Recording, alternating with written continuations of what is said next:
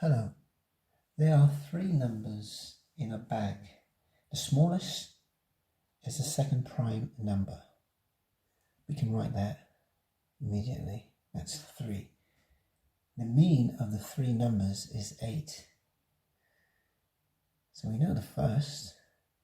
Let's see what we get with the range. The range of the numbers is 12. And the range is the difference between the last number, or the third number in this case. So let's call it x. The difference between the largest and the smallest, which is 3. It's the smallest.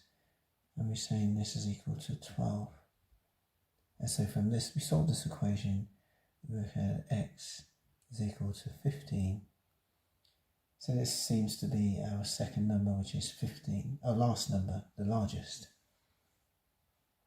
Now, finally, we have the mean of the three numbers is 8. The mean is made up by adding the three numbers and dividing by 3. So the first is 3. We have the second being 15. And let's call the third y. We don't know what it is. And when we divide that by 3 to find the mean, our answer is 8. So if we solve this, we can find what the third number is. So we have, this will give us 18 add y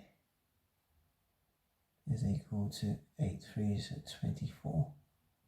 So y must be equal to 6. So now we can write our three numbers. The first is 3,